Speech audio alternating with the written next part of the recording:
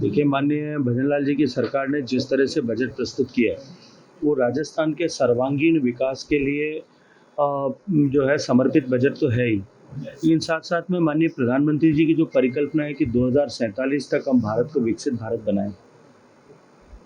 और विकसित भारत बनाने की आधारशिला एक तरफ इंफ्रास्ट्रक्चर है, दूसरी तरफ इकोनॉमिक ग्रोथ है। जो माननीय प्रधानमंत्री जी की संकल्पना है कि हम भारत को दुनिया की तीसरी बड़ी अर्थव्यवस्था बनाएँ। इस बजट में उस दृष्टिकोण से भी माननीय मुख्यमंत्री भजनलाल जी ने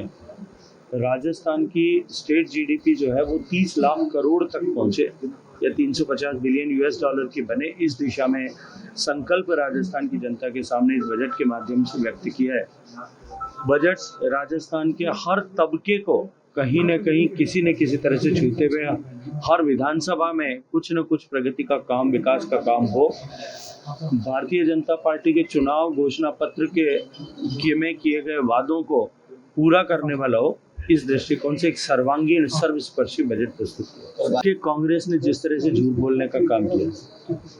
वो कांग्रेस पार्टी जिसने संविधान की हत्या की, जिसने 1975 में संविधान आपातकाल लगाकर संविधान को कुचलने का काम किया, संवैधानिक संस्थाओं को दबाने कुचलने का काम किया,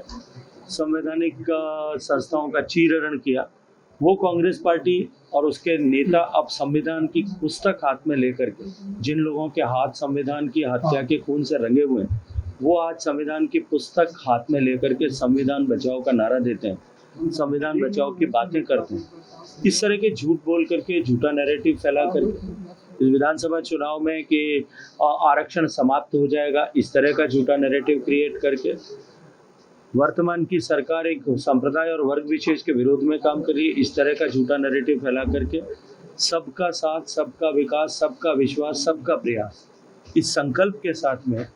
देश को विकसित करने के लक्ष्य को लेकर काम करने वाली सरकार की बेवजह आलोचना करने का काम करती है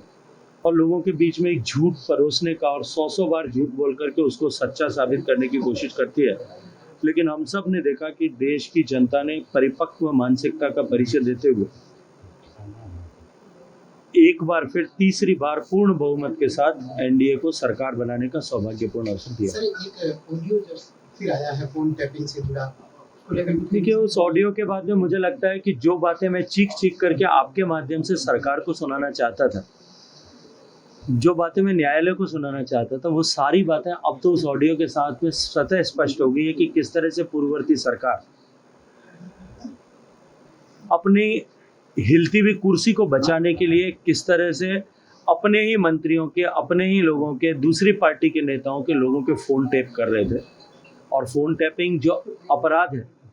और उसके साथ साथ में जिस शपथ को लेकर के मुख्यमंत्री की कुर्सी पर निवर्तमान मुख्यमंत्री जी आसीन हुए थे, उस शपथ का अनादर करते हुए उन्होंने जो कुछ भी उनके संज्ञान में गोपनीय तरीके से लाया गया था मुख्यमंत्री और गृह मंत्री होने के नाते, उसको खुद एक ऑडियो टेप के माध्यम से एक पेन ड्राइव दे करके खुद जो है उसको उजागर करने, उसको लीक करने का काम किया था। मुझे लगता है कि अब तो सब कुछ स्पष्ट हो गया है और क्योंकि वाद न्यायालय में लंबित है, इसलिए अब फैसला न्यायालय को करना है।